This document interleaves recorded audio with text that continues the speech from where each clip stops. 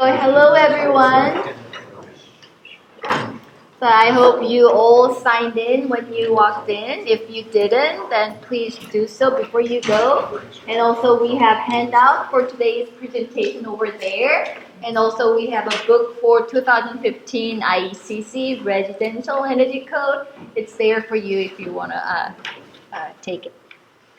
So who was here for this first session? Yay! Most of you, great. So we have more people for the residential. It's interesting that here in our community, I guess residential is more popular topic than commercial, and especially lighting. But we're so glad that you guys could make it today. Oh, and my name is Sumi Han, and I'm Assistant Director of Operations at SEDAC. And Ryan and I will cover the lighting session today. So I will do the first half and Ryan will do the second half. And if you have any questions during the presentation, please just stop me and you can ask questions any time of the presentation, or if you want to wait until the last minute, you could do so too. So SEDAC. So I know we did some brief, introduction about who we are in the first session, but still there are some people who came to the second session and also who still don't know who we are. So anybody has worked with SEDAC before? Not many? Okay, one. Just one? Okay, so we've been working with, people in Illinois for a long time. I think it's 16 years, maybe. And mostly we worked with the public sector, buildings, and we mostly worked for the energy efficiency projects. So energy audit and recommend some, measures to improve energy efficiency and get some incentives. Those were our, main projects that we worked at SEDAC. And we now also provide the energy code training throughout Illinois. And I don't know if you guys are aware, but energy code training was previously provided through the State Energy Office and DCEO, Department of Commerce and Economic Opportunities. And now the State Energy Office has moved from DCEO to Illinois EPA. So now SEDAC, we are working with State Energy Office and EPA to provide energy code training. We do also like a wastewater treatment plant energy audit, working with the State Energy Office, but this is one of the programs that we are doing at SEDAC. So our energy code programs doesn't just include the workshops. We do a lot more than workshop.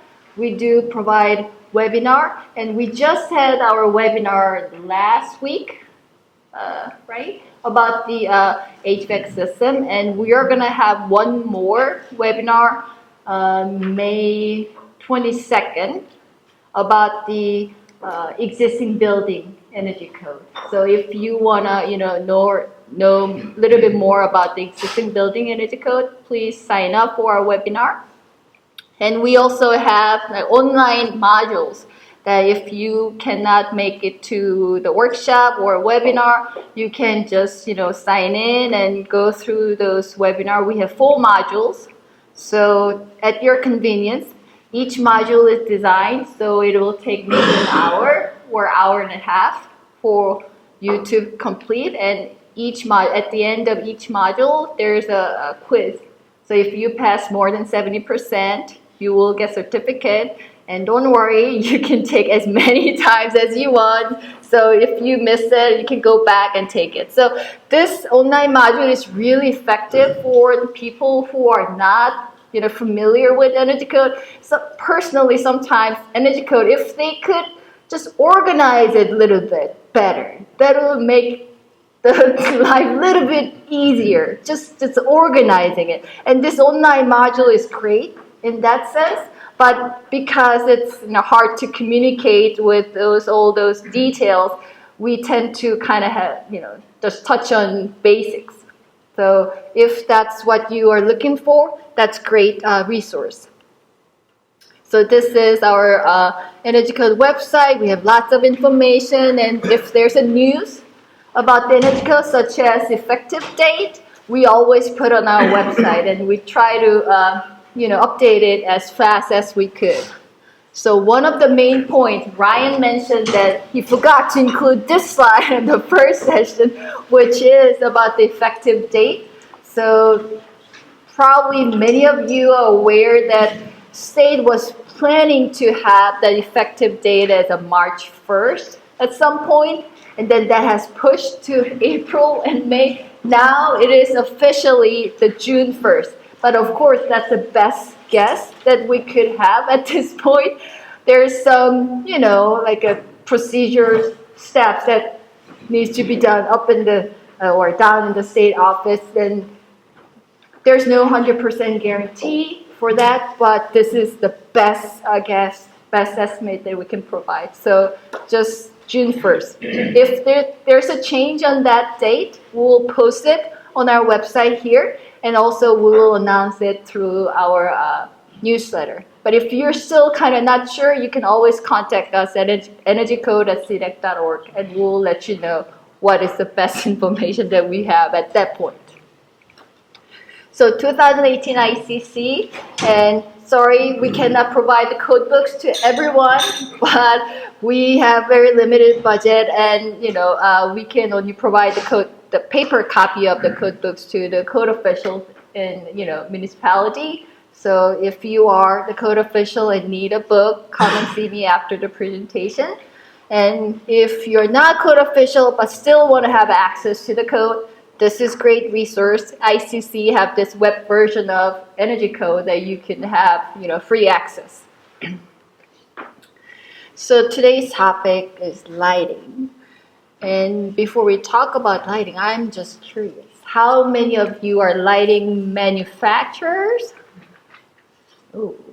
One. Engineer, contractor? Okay. Architect? Yay. Code officials. Great. We have a great mix of audience here. Yay, that's great. So in the commercial section of the energy code, lighting, the main part is 405. That's mostly talk about lighting and power system.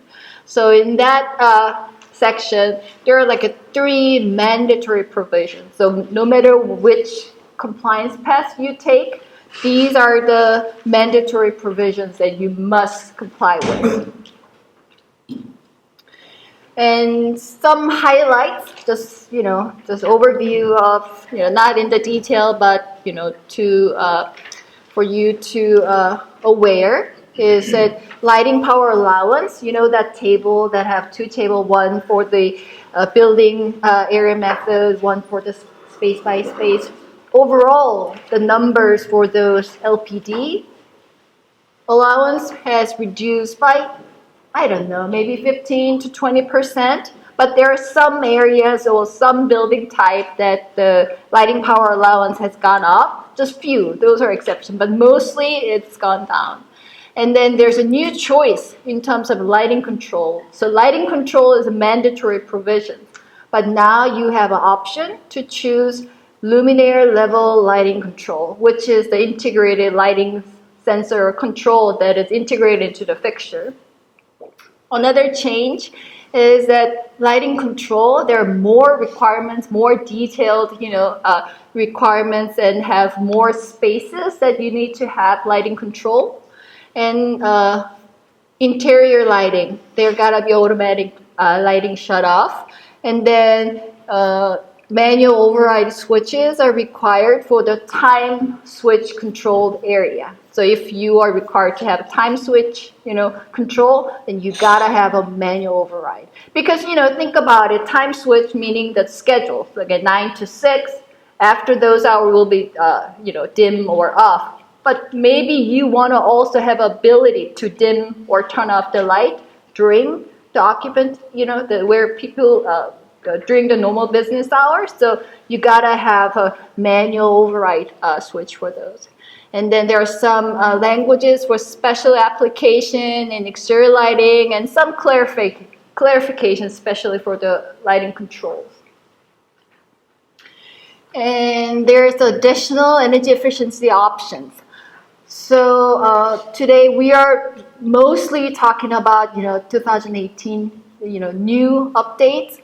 So in the 2018 there's also this additional energy efficiency option. So if you want to comply with IECC, you can choose to comply under prescriptive or performance. That's kind of two big things. But if you pick the performance path, which is kind of menu-like, you just do this, right? And you also need to pick at least one of the additional efficiency package. And lighting is one of that you could choose. So if you have less than 90%, meaning that 10% less than what code requires, then you said, hey, I satisfy this requirements by meeting this additional energy efficiency option by choosing this reduced lighting power. And then there's enhanced digital lighting control. That's another additional efficiency package that you could choose if you are complying under the prescriptive path. And those are, the requirements or language that what are the enhanced digital lighting controls. So this option is kind of, tend to cost a lot. So we see most people maybe try to pick the first one instead of two, but if you are planning to have very sophisticated lighting control, you can always, do this too, and then comply with the prescriptive path. And also, we want to highlight a little bit about the commissioning, testing of the control. So prior to the final inspection, the architects and engineers, they need to provide evidence that controls are actually functioning as it is designed. And also they need to provide the documents to the owner 90 days, within 90 days of occupancy. So this part, we hear from many lighting, designers and contractors and engineers saying, okay, but there's no good way of enforce this particular requirement, because code officials tend to, come for the final inspection. They don't come back within 90 days to check if owners get this documents, right? So I think this is heavily on the design professional to make sure that you comply and you provide this documents to the owner, even though it is hard for code officials to enforce this particular requirement. Yeah, what's the point to have a great control that doesn't work? So this is to make sure that it is actually working as it is designed, and owner understand how to operate or fix, or what's the intent of the design. So C405. The first section of that main lighting section is a general, and it happens to talk about the dwelling units and sleeping units. And interesting thing here, so now we are talking about commercial lighting, but this is the only part that they kind of guide you back to the residential part. So if you have dwelling units within multifamily buildings, then the lighting of that building or unit you must comply with R, not C, R4041. Which is about the high efficacy lights. We briefly talked about it during the residential section. We're gonna talk about it in the next session. So even though it's a commercial building, multifamily, and you have dwelling units, then those dwelling units comply with the residential code. And all other dwelling units, high-rise, I assume, you have an option. You either go back to residential section, which is R4041, or you could choose C40524 and 453, which is specific application control and interior lighting requirements. So you have an option. And the third one, sleeping units, like hotels and motels, you have an option to choose one, the specific application control and residential code of high efficacy lamp, or you have an option to have specific application control and interior lighting requirements. Any questions? So what is the residential section R404? One, the lighting requirement. 90%, at least 90% of the fixture shall be high efficacy lamps or high efficacy lighting, I should say, because Illinois amended the definition of high efficacy lamps to actually talking about fixture and lamps, both. So if you are looking at the whole fixture, that fixture needs to be more than 55 lumen per watt in terms of efficacy. And if you have a lamp, that lamp should be more than 65 lumen per watt. So that's different from the language that is written in 2018 IECC. This is how it's written in the 2018 IECC. So remember, in Illinois, 55 or 65. So it's safe to assume that 65, if everything is over 65 lumen per watt in terms of efficacy, then you meet the definition of high efficacy, and you need to have at least 90% of those. So controls. So all the lightings in the commercial building should comply with lighting control requirements. This is a mandatory. What is new in the 2018 is that now we have an option. So before, the lighting control should have this, that. But this is a new option, which is luminaire level lighting control, LLC. So that is new. So lighting control, we talk about occupancy control, time switch control, daylighting, specific application, manual control, etc. All of those you need to comply with. Or you can choose luminaire level lighting control, which comply with occupancy control, and then specific application control, and then manual control. It seems like you have less requirements for the luminaire level lighting, but actually not.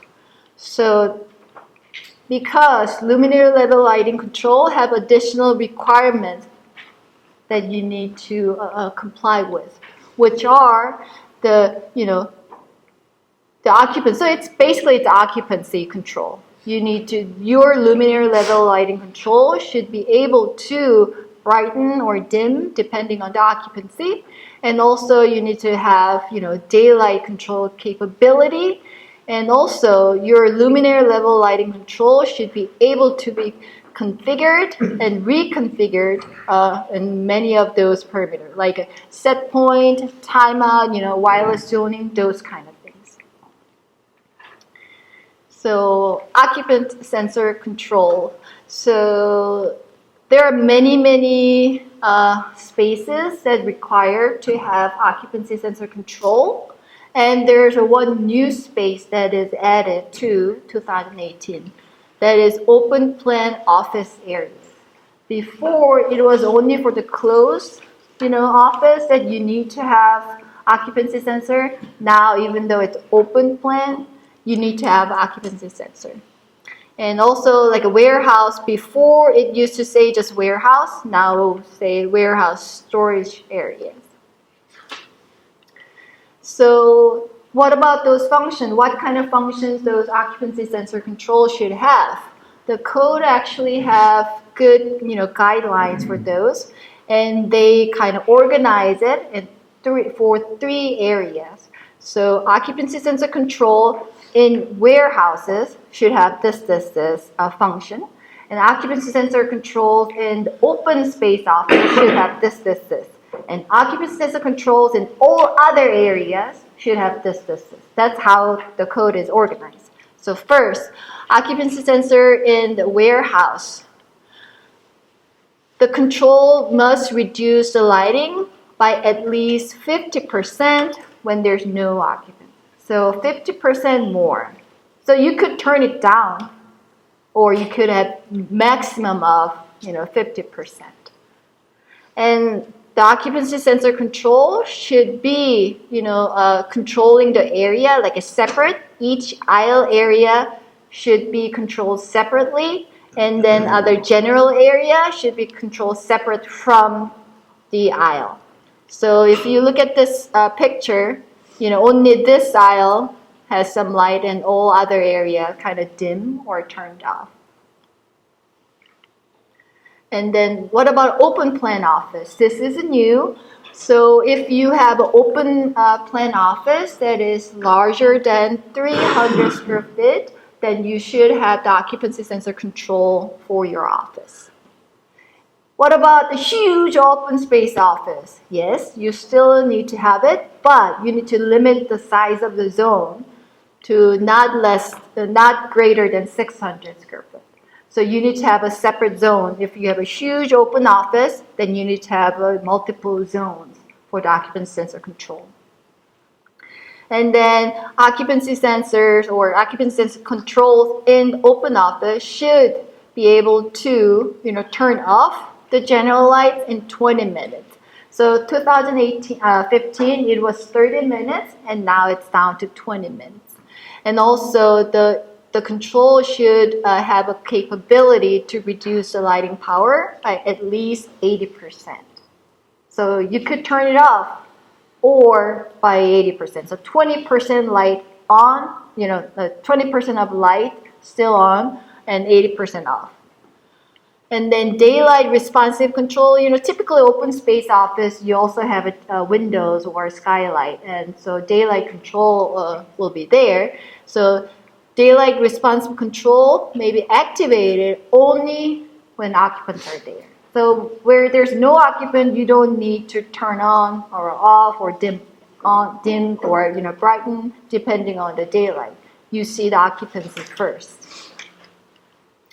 And then third category in terms of occupancy sensor control, so all other area, not the warehouse, not the open office, all other areas should be auto off within 20 minutes. So again, this was 30 minutes before, and then manual on or auto on, you could do that, but you cannot do 100% on. You can do 50 or less. But of course, there's exception when there's a security or a safety issue is in stake. And then also manual control to occupants to turn lights off should be there too. So now time switch controls. So basically, we just talked about the occupancy sensor control. So we have the list of areas, right, that should have occupancy sensor control. Time switch control, it's easy to remember that anywhere that doesn't have an occupancy sensor. So it's like a definition of residential building and commercial building. Commercial building is not residential. So time switch control, if the occupancy sensor is not required, then time switch control is required. And of course, there's exception for the patient care, and it's about the safety or security or lab, or it's for somehow for meant to be continuously run. So except for those, all the area have time switch control. So what kind of functions those time switch control should have? Each space with those controls should be manual, should have a manual control to reduce the light. Because as I said, time switch control is like a business hour. During the business hour, it's on. Outside of business hour, off or dim. But you also want to have ability, okay, even though it's a business hour, I want to have the ability to dim down, so to save more energy. So that's why. And then what kind of functions those time switch controls should have? It's just, intuitive, 7-day, the schedule and it should have ability to shut off for the holidays, and also program backup.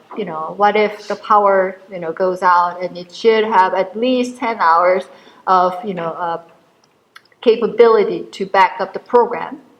And then should have override switch, the manual switch. Oh, and because it has a program, it should have program backup. That kind of translates into the time switch control. There's like analog time switch kind of thing, but that cannot have this program backup capability, meaning that all the time switch control seems like it needs to be digital time switch control now. And we're talking about interior lighting. And this one is for the light reduction control. So you have this area that requires time switch control, and now you also should have manual control. And that manual control should allow occupants to reduce the lighting by at least 50%. And when you have that ability, then you have some options. Like how do you dim down or turn off 50% of the light? You can either choose to dim, so all the fixture kind of dim it smoothly to up to 50%, or at least 50%, or you have this alternative, pattern, like a one fixture on, one fixture off. It's kind of, one every other fixture. Or if you have multiple lamps in a fixture, you could have this alternating lamps. But personally, just dimming down the whole thing would look a little bit better than other options, but you have a capability to do this so. Okay.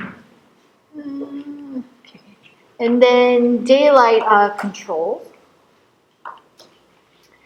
So daylight control is required for the area that has a side lit or top lit. And if you're lighting, it has more than 150 watt. So side lit zone and top lit zone are treated separately. And of course, there are exceptions.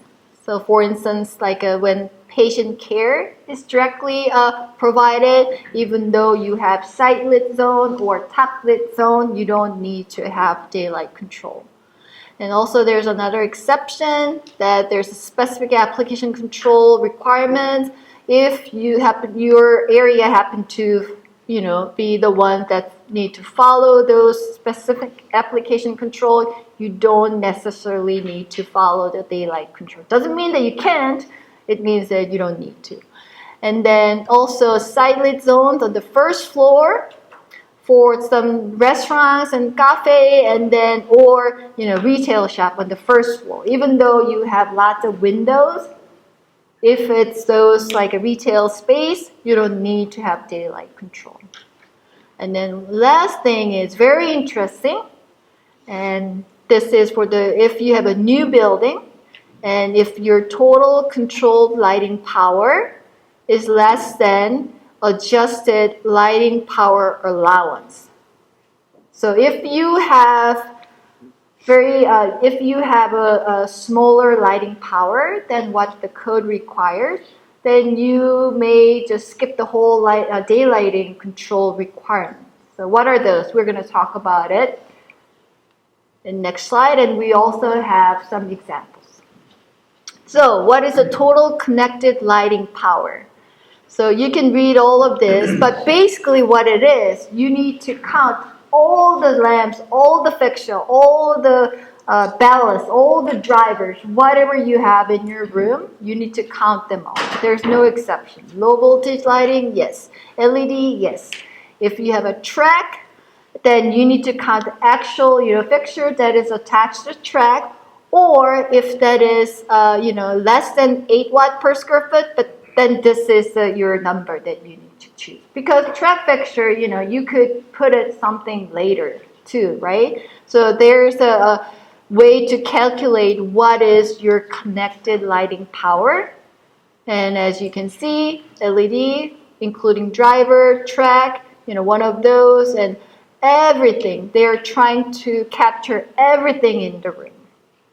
So, okay, so I counted all the fixture, all the drivers, all the ballasts, all the tracks, and 8 watt per square foot.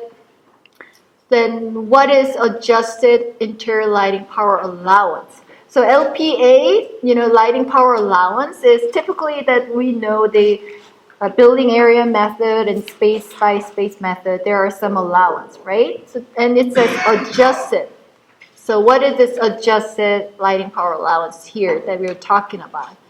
What it is this is the formula, meaning that if you have 40% less in your daylit zone in terms of lighting power allowance, you could be exempt from daylight control. So yeah, kind of confusing. So that's why we have an example. So example 1, example 2. So I have 200,000 square foot office, both of them the same square foot office. In this example, I have half of that space, meaning 100,000 square foot is daylit zone. And then my lighting power density, this is from the table, from the building area method for the office, is 0.79 watt per square foot. So then my regular normal lighting power allowance is density multiplied by the square foot is 158,000 square watt. That's my the allowance, right? Same goes here, same square foot and different daylit zone. In this case, it's half of this. But then I still have the same LPG and same LPA, right? And now the difference is, so what is my adjusted lighting power allowance? If I follow that formula here, oops. It's square footage, the lighting power allowance, and then I multiply by 1.0, and then I subtract by 0.4, and then my daylit area of 100,000 square foot over total area of 200,000. So it ended up 20% less than my normal lighting power allowance. So if I have 20% less than my normal lighting power, then I don't have to have a daylight sensor control. Second example, I have the same office, but the difference is the square footage of daylit zone. If I have, instead of half, if I have a quarter of the space is a daylit zone, I ended up need to save 10% less than my normal lighting power allowance. So this is my friend Ryan's favorite exemption. So daylight control, is kind of, you need to have a sensor, you need to, monitor the daylight, light level, you need to monitor the interior lighting power, and you need to, communicate with the fixture, you need to dim it down, like a uniformly, and you need to have it. So there's a lot of kind of, design that needs to be done, and also a lot of commissioning needs to be done, a lot of equipment that needs to be done. And remember, it's not just daylight, you also need to have occupancy and maybe time, so there's a lot of control requirements. So this is a one way if you really don't want to comply with daylight zone control requirements, have a less lighting power in your area. Then you don't need to have this daylight control. So that's it. I'm not here to advocate that don't have daylight sensor, but yes. This only applies to new buildings? Or? Correct. Okay, so not a remodel. Correct. Because, okay, so we had that debate, they say only new, why not they old? But the reason that I came up with is because technically code doesn't tell you what to do other than your scope, right? So they don't tell you, so let's say you have a huge office building and you're only remodeling a part of it. They don't want you to just count those areas and, okay, I saved this much of energy, so I don't need to have daylight. They want to have the whole, right? But then at the same time, this is a renovation that you're only working on this. They cannot make you to consider whole building. So that's why we think they only apply, kind of allow this for the new building, because this is for the whole, lighting power, not just those areas. So this exception only applies to the new building. So what kind of function that daylight control should have? There are a lot. And basically top lit zone and then side lit zone needs to be controlled independently. And also the program and calibration needs to be done within the space. You don't want to have like a other space that you cannot even look what's happening in that space and have a need to program or test commissioning in other room, right? You need to have a capability to control those or configure those control within the room and have the ready access control. And then for the office and classrooms and labs and library reading rooms, those area you should dim continuously from full to less than 15%. So other area, it doesn't need to be 15% or continuous, but those areas for the daylight control, because it's just I guess common sense. In office, you have a huge window and you have a daylight sensor, and if there's a sun, so if it just like turn it off, it'll be very disruptive. So they want to have continuous gradual dimming down to 15% of the whole light output. And then the daylight control should be configured to completely off, right? So there might be some days, some times of the day that you have so much of daylight coming in, that daylit zone, you don't need any electric lighting. So daylight control should be able to turn everything off. And then side lit zone, you have office facing, office in the west, east, the windows in the west, east, south, north. Those are technically needs to be programmed differently because, sun moves and, it doesn't mean that you have window here and here. Doesn't mean that you need to connect those two when they're facing a different orientation. But there's exception. If you have just such a small lighting, like less than 150, you can kind of connect them. So what is a side lit zone? So this is a picture in the code book. So I noticed in the code book, there are not many pictures. And sometimes I wish, if there's a picture, it'll be much easier to understand than trying to describe in words. And this is one of few that they have pictures. It's great. So side lit zone, what is the side lit zone? So if you have a window here, the height of the windowsill that you plop down onto the floor, that is your daylit zone. And then if you look at the plan view, 2 feet from, windows, including those, and plop it down to the height of the window. And then until you meet the full height obstruction. That's your side lit zone. Here, one little minor thing that you need to remember. It's not height of the window. This is from the floor to the top of the window. So let's say if you have a smaller window that is kind of here, it's still same daylit zone. It doesn't matter what your height of the actual window. What it matters is what is the top of the window from the floor. And then the obstruction is a full height. If you meet the full height wall or something, that's when you stop. But if it's not full height, it could go continuously. Because it's a daylight and they assume the window's up there and then it could penetrate into this, this small office. So those side lit zone should be, indicated in your construction document, the lighting plan.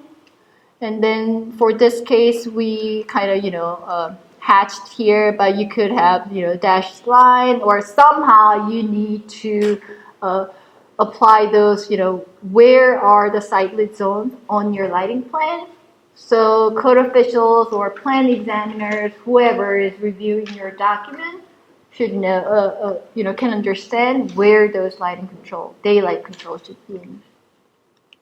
So top lit zone, similar, slightly different. So top lit, skylight. So this is a roof fenestration. And in this case, it's 0.7 of ceiling height. So 70% of ceiling height.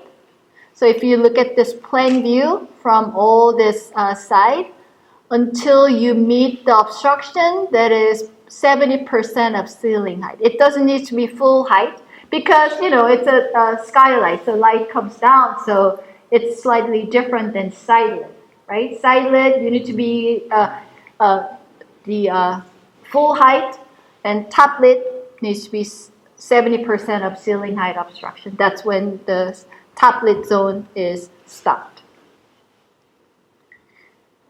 And then this basically what it is make sure that if your skylight is not that transparent, meaning it's almost kind of very darkly tinted, it doesn't get a lot of skylight through that fenestration. So it makes sure that you have enough VT, visual transmittance, to have reasonable amount of light go through. But if it's too dark, then you don't, need to have a top lit daylight control here.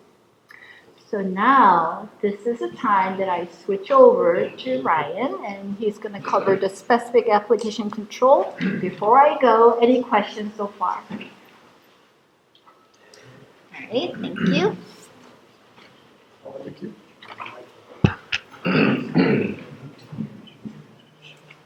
You had mentioned about the daylight harvesting exception being in new buildings only.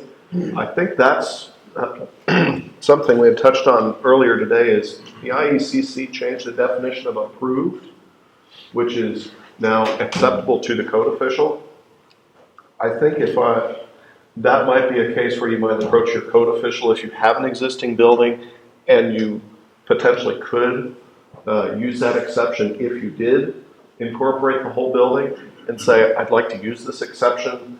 If I was to build this new building, or building exactly as it was new, I could use this exception. Would you let me use it for an existing building? I think that's where you might be able to approach them.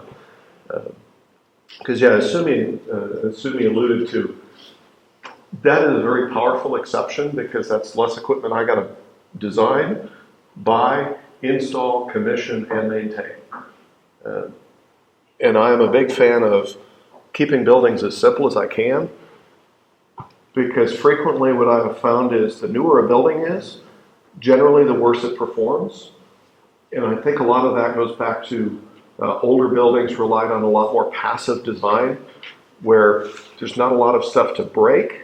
So while it may not have originally been as efficient as a new building built today, I was able to maintain that efficiency at a very high level. So that may be something. The code book does specifically say new buildings for that. As we get into specific applications, these are going to be controlled different from our general area lighting, because obviously these are task specific or for specific purposes. First one is looking at display lighting, retail sales, things like that, task lighting, code calling out that, we still need to have occupancy sensors and time controls in these areas, but these are going to be controlled separate from my general area lighting. I might have, sales and display lighting that I need while my customers are in the store, but once the customers leave, I don't need that display lighting on, but I still need general area lighting for my cleaning crew to come through and clean the space. So again, looking at this and saying, these are serving different functions, and so we want to make sure that we're controlling them independently, but that we're making wise use of that as well. So Sleeping units, now adding that you have to have automatic shut off within 20 minutes of leaving the room. How many of you have been seeing these type of key card type switches at places? Couple? Seeing this more and more. This is one way. Recently I'd stayed at a place where there was even an occupancy sensor clearly right in the corner there. And again, they do have an exception specifically for patient care areas where patient care is directly provided for this. Kind of a question on Sure. our previous law mission, is that right? So if I'm reading this right, supplemental task lighting, like all steel lighting, let's say, would have to have an aux sensor and time switch on it, plus a manual control, is that what that's saying? That is what this supplemental task lighting, again, this is where you're getting into hardwired versus plug-in, because code deals with the built environment. So hardwired versus plug-in may have different requirements. So task lighting, I believe they're now. I think Sue's checking this. I believe they do require either aux sensor or time switch control for that. Did ever lab all the new cubicles that went in there, the little task light bars under the overhead, all had little aux sensors on them, so they were plug-in, but they all had little bitty aux sensors. Built into the light? Yeah, built into the light fixture. And we're seeing more and more as sensor technology gets cheaper. Yeah, we're finding more and more. It's just built right into the fixture now. Yeah. And I mean, an aux sensor could even just be a smart plug strip that you've got your computer plugged into, in theory, already.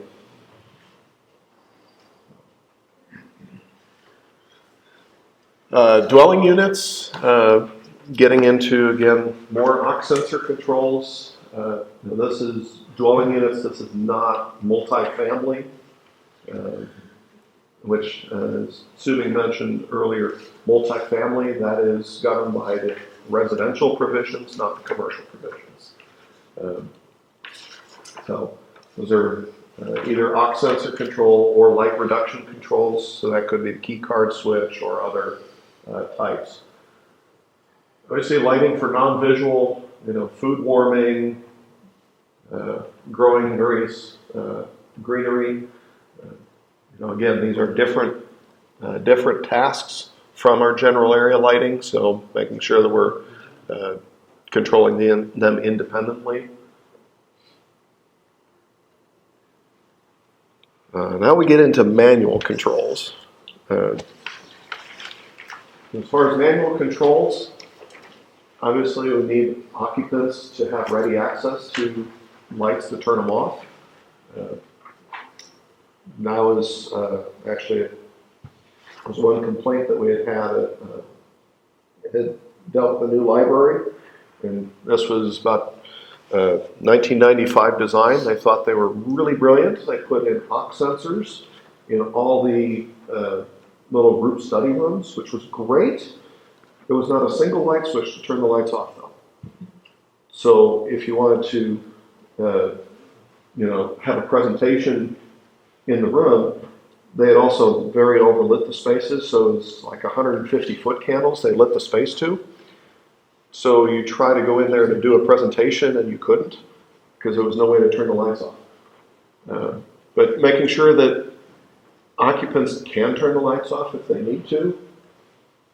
And they either have to be where the lights are readily visible, so again, I can tell which lights I'm turning on and off, or they have to identify where they are, so that would be a labeled switch as well as an indicator light to know, did I turn that light on or did I just turn it off? So, not seeing this to be too common, but perhaps the open office areas, you might see this more. So that was in all kind of general spaces in? Yes, this is general spaces where automatic light, I believe it's in spaces where automatic light control is required, which is in most spaces now. Now, definition of ready access to occupants, well, that could, if it's hallways, that might be janitors. I might put them in the janitor closet nearby.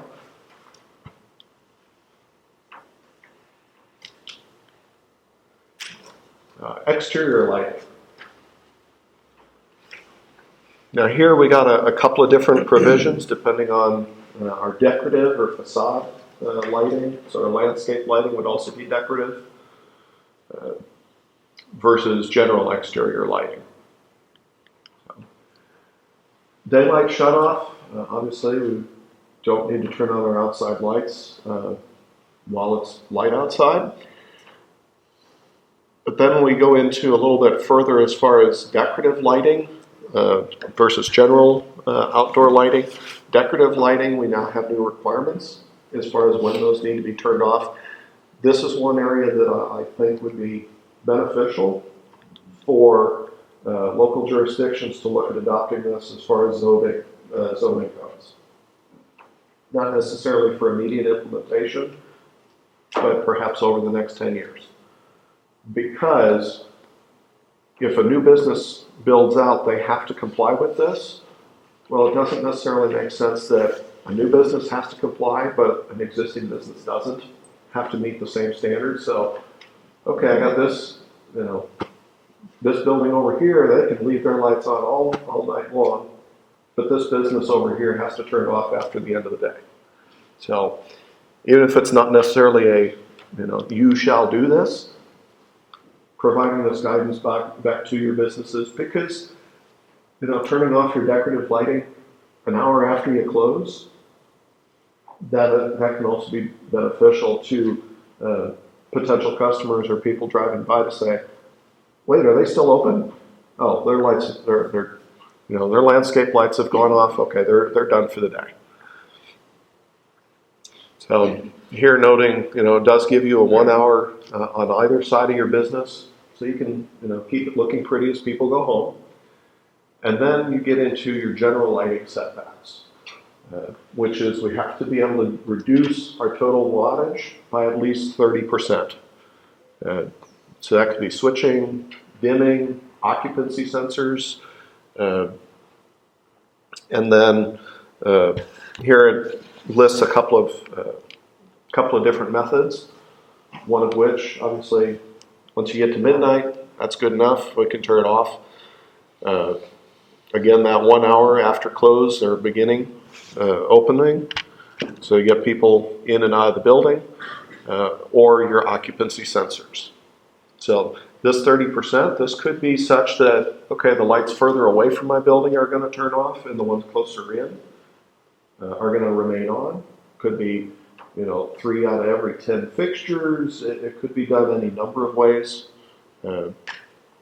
So to me, it might make a little more sense that, one's further away from the building, turn off, and the ones closer in where my people might, I might have cleaning crews coming in after hours or people, okay, park closer to the building when most people are gone away. So, and then for time switch, as far as what provisions they have to have, it's the same as the interiors. So you have to have your, a different program for the capability of a different program every day of the week. It has to be able to retain the memory for at least 10 hours. As Sumi noted earlier, those analog astronomical clocks don't meet the requirement for a 10-hour backup unless there's a mechanism to keep that clock mechanism running for at least 10 hours.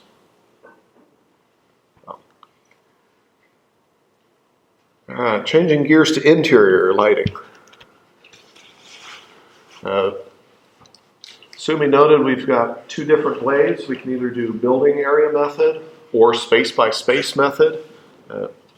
Now space by space method does allow for some additional provisions or additional allowances for particular spaces.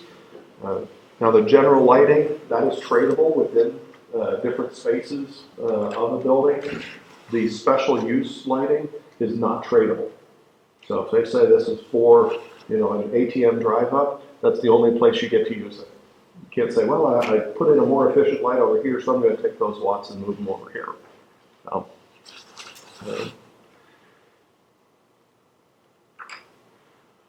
You have a lot of things excluded from what counts and what doesn't count as far as the connected load. Several of these are some larger ones: TV broadcasting, mirror lighting in dressing rooms, theatrical and photographic purposes, plant growth, that could be rather large, and obviously lighting equipment that we're trying to sell the lights, that doesn't count. So there's a whole bunch of things excluded. Interestingly enough, exit signs have now been excluded from interior lighting. That was a fairly recent change. I forget if that came in 2015 or if that's just 2018 that exit signs were added. Of course, now pretty much everything's gone to LED, so that's not a whole lot of watts we've excluded. So, building area method. So this is one where, we're going to just take what is this type of building, and then what's the square footage of the total building, multiply it together, and I'm done. So fairly straightforward with that one. So noting it's a single building area type. So you could have a multi-purpose building, and so you may end up with a couple of different spaces that you'd end up multiplying out. You might have, such as this, I've got a restaurant attached to a hotel, attached to a convention center. So I've had at least three different space types in a building. And I'd have to treat each of them separately. So this is a look at the table, or a piece of the table. You can see, as was mentioned, lighting allowance has gone down a little bit, 10-15%. Not a whole lot of change here. The biggest change on this table has been libraries. They have taken a substantial decrease from 2015 to 2018. But you can kind of see these are very broad categories, dormitory, performing arts center, very, very general categories. So if I look at a library, if I've got a 100,000 square foot library, it used to be, my allowance used to be 119,000 watts in 2015. I know this is the one that took a major hit. It's now down to 78,000 watts. So that's 41,000 watts of connected load I can no longer have. But that's also 12 tons of cooling that I no longer need either. That is something that sometimes several of these things will compound on each other, because if I have a smaller lighting system, okay, now I need smaller HVAC. Well, with my smaller HVAC, now I can shrink my building a little bit. I don't need as much space for it. So some of these can be very beneficial.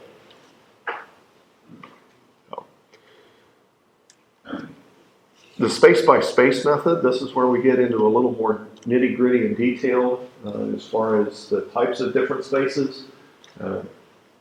So here we're getting into individual spaces, and this allows trade-offs between spaces. I know before with the building area method, you can't trade watts between spaces. So you can't trade dormitory watts for performing arts center watts. But here with space by space, you are allowed to make those trades.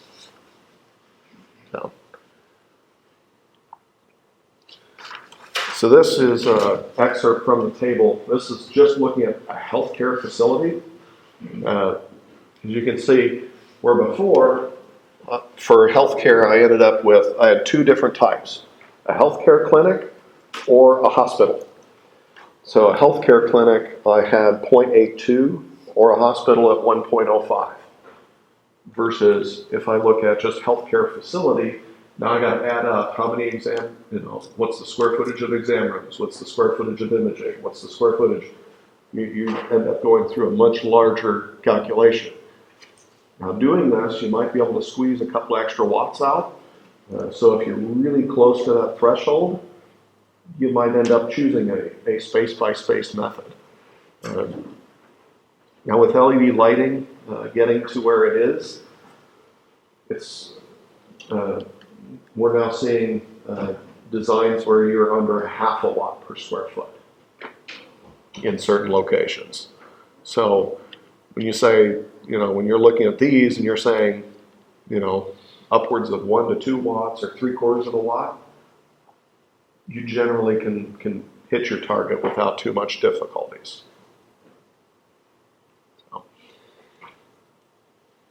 For sales, here's some additional allowances they give. So if you're dealing with a sales facility, they give you an extra 1,000 watts plus whatever the allowance is depending on what you're selling.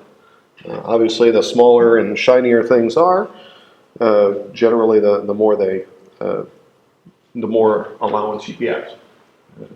Jewelry and crystal, I'm going to end up with a little more allowance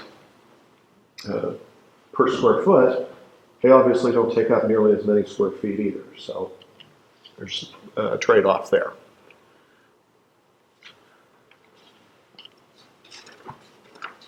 As far as we touched on this earlier, this is one big difference between IECC and ASHRAE, as well as also noted there the National Electric Code. IECC, they used to be 30 watts per linear foot of track. They've now dropped that down to an 8 watts per linear foot. ASHRAE still uses the 30. So this is one that's a very big difference between the two. And obviously, as we can imagine, if I tried to put 30 watts of LED on that track lighting, on every foot of it, I'd have one really bright space. So. Can we look at the picture wattage label? That's one thing that's been a point of contention for a while, because now nobody's using incandescent lamps in an incandescent fixture. Yep. So that maximum wattage, according to Comcast, you need to enter the maximum fixture wattage allowed for that fixture. That's correct. So you either have to get them relabeled, or you have to make that allowance. And when it comes to residential especially, that's going to put you over automatically. Mm-hmm. So where do you go? Yeah. Now residential, that's where you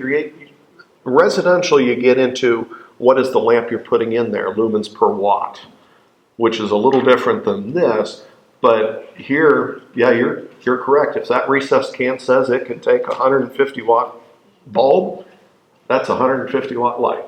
Yes. I mean, yeah, you're only going to put a 6 watt bulb in it. So many days let you do that, and you can document what you're designing to, but it still doesn't limit what the client can install somewhere down the road. And that is why this is using that. Is because your calculation has to assume that client is going to screw your design up. But that kills us every time. Oh. Every time. And that's where it goes back to, if it's an LED fixture, it's the LED label.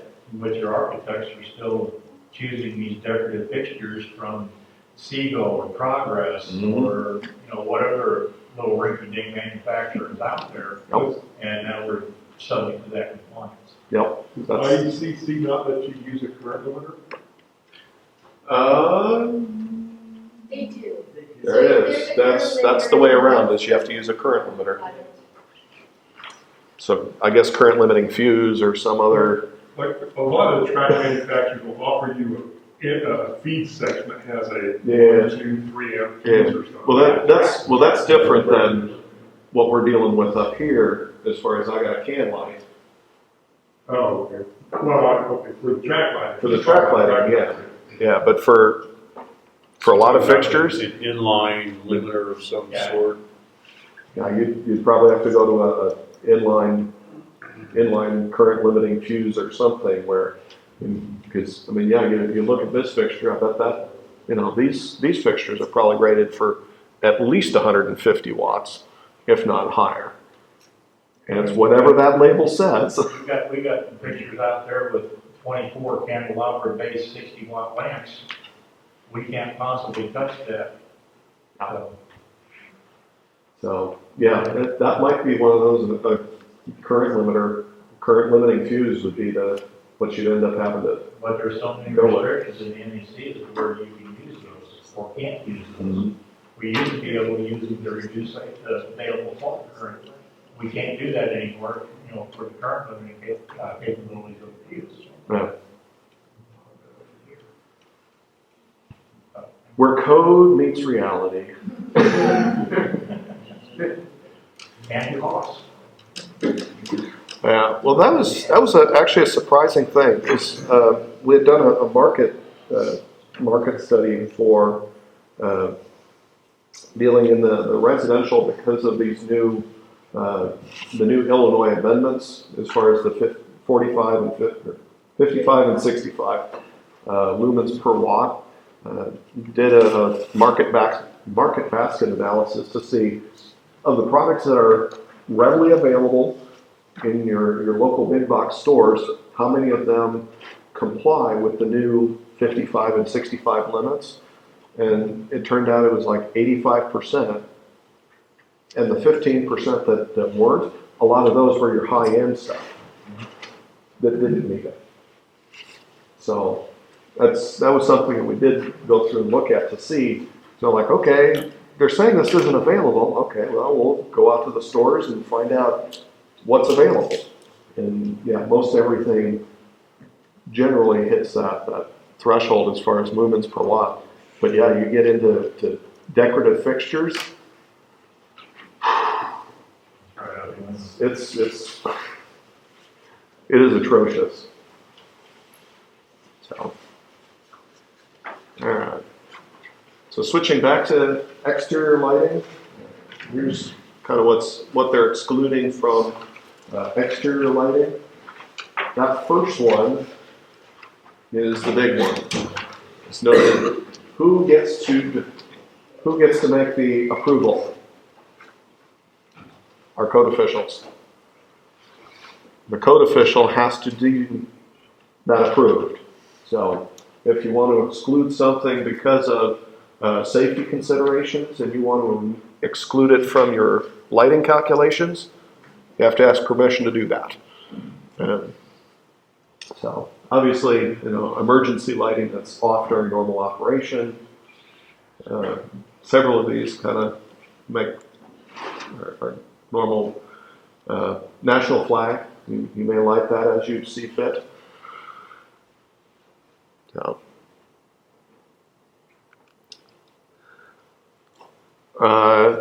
exterior lighting power. This gets into where are you at as far as what your allowance is.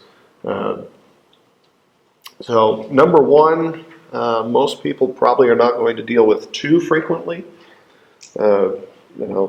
Maybe some state parks or maybe some rural areas. Number four is reserved exclusively for within the city of Chicago and only where designated by the local land use planning authority. So one is you probably won't run too much into. Four you probably won't run into. So most everything you're going to deal with is probably going to be zone 2 or 3. Obviously, number 2, we're in residential neighborhoods, and 3, we're into more commercial.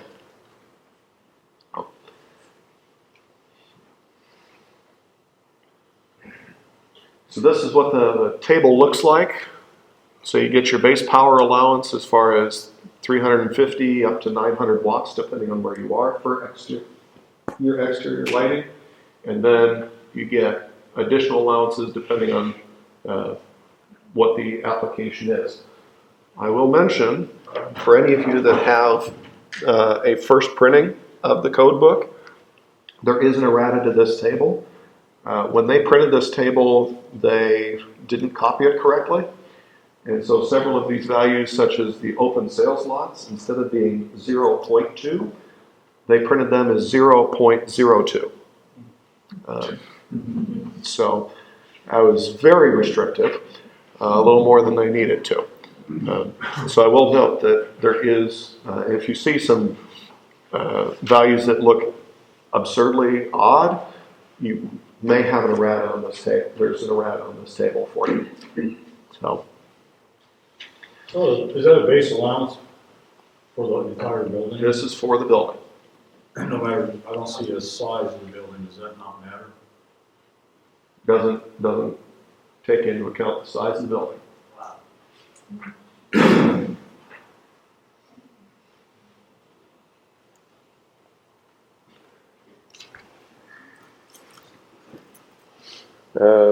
So here, if I look at an entry canopy and I've got, a 100-watt fixture,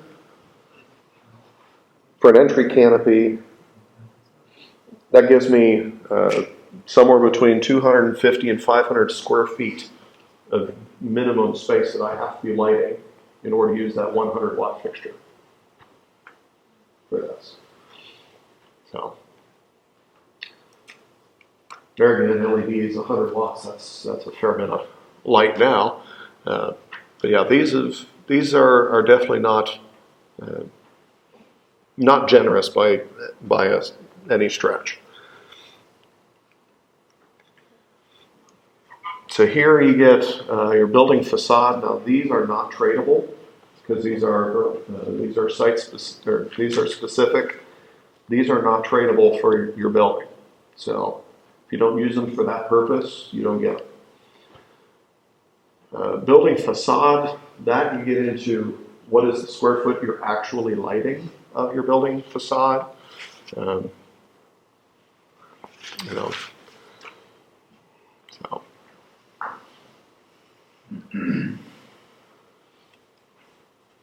So here's one. I've got an ATM drive up and 2 teller windows.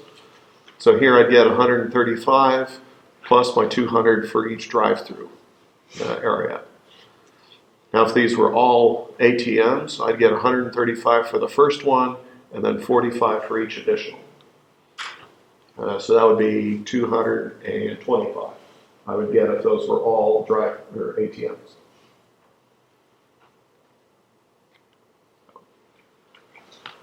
Ask one more question. Sure. Asking too many questions. No, not at all. Are these like codes applying like exterior lighting? Is that referring to a new building or an existing building? This is going to be obviously new. Existing if you are touching or renovating. So if you are going to redo the exterior lighting, it needs to apply. It needs to hit that limit in there. So that is something on existing buildings they deal with. It is what you are touching that has to comply. Or the area that you are doing, that's what you have to look at. So if you're doing... Are these Illinois amendment values already incorporated in contract, or is that going to be a version that's coming? Illinois amendment yeah. exterior lighting. Illinois, the big amendment that Illinois has is just the lumens per watt. That's it. Right. Almost all of this is all just the IECC. Yeah, the contract, you go in and you pick your codes and where you're at and everything else, and I'm just asking, are the Illinois amended watts per foot? Illinois didn't amend it. Pardon? Illinois doesn't have amendments on it. Okay. This is actually the IECC. There aren't Illinois amendments under your watts per square foot or any of that. This is actually the code book. So it'll be just the standard 2018 IECC. Yep. So in other words, it's not in your contract yet because they haven't adopted it in Well, ComCheck already has the 2018 built into it. It's already out there and available to use. However, for compliance, not until June 1st, their permits pulled after June 1st will be on 2018. You're still on 2015 at this point. So DOE used to have contract and red check that's for each state that has an amendment. And then they stopped supporting that part of the program. So I believe they're not planning to issue the Illinois, ComCheck or red check that has Illinois amendment incorporated into it. But that's what I don't know up until when, but they've been doing it, and they stopped because of funding. Well, that's one of the problems though, because, everybody expects us to turn in a contract for every project now, regardless. And if the allowable watts per foot don't match up with what, the code is and stuff, then that becomes an issue, then we start getting things kicked back. Yeah. But this shouldn't be an issue because there's no amendment for the watt per square foot. The amendments like a residential air change rate, the IEC says, 3, but we do 4, and then high efficacy lighting and lighting, the residential, IECC have a different definition than Illinois amendment. So those small things, but watt per square foot, there's no amendment, so it should be good. You won't run into it. You can still pick IECC or NAC or whatever you're using in ComTech. You may not be able to pick up your code lookup right now. Well, some of that's also determined by who actually starts the ComCheck, what codes are selected by the architect, whoever puts that out there, then you're subject to that. Yeah. And, compliance is all due to who actually started the document. So yes. yeah. Fortunately, Illinois has been, in several aspects, they have been trying to move away from making as many amendments. They've been trying to remove certain amendments. We had talked earlier about air changes per hour. Illinois used to have it as 5. They're now going to 4, and the proposed plan is in the 2021 version they will remove their amendment completely and just use the model code. So that is kind of the direction, because people want to be able to use ComCheck, and as it stands, ComCheck is not something that really can truly be used per se, because Illinois has these amendments. Now, generally speaking, the Illinois amendments are going to make it a little more lax, so if it meets ComCheck, generally you're going to be slightly better than the Illinois code. No, I'm good with all that. But yeah. It's just those difficult gray areas that can get a little more gray as we go. Yeah. Yeah, I think they're trying to make them a little more black and white and reduce some of that gray, but unfortunately I'm getting a little more of it as time goes on. So, but yeah, the big change here now is with the 2018 version, government, state buildings will now be allowed the choice between 90.1 and IECC. Prior to the 2018 version, state-supported buildings were required to use 90.1, period. So a few things, we'll just touch on 90.1 briefly, because there's not a whole lot as far as lighting, but we'll touch on the two big ones. As far as why 90.1 is not normally used, one of which is automatic receptacle controls, and the second is electrical energy monitoring. So normally where we will see 90.1 compliance is if we've got either, if we have semi-heated spaces, or if a client specifically requests it. And that's because IECC does not have the classification of semi-heated. As far as automatic receptacle controls, some of this goes, it kind of may tie to lighting, is because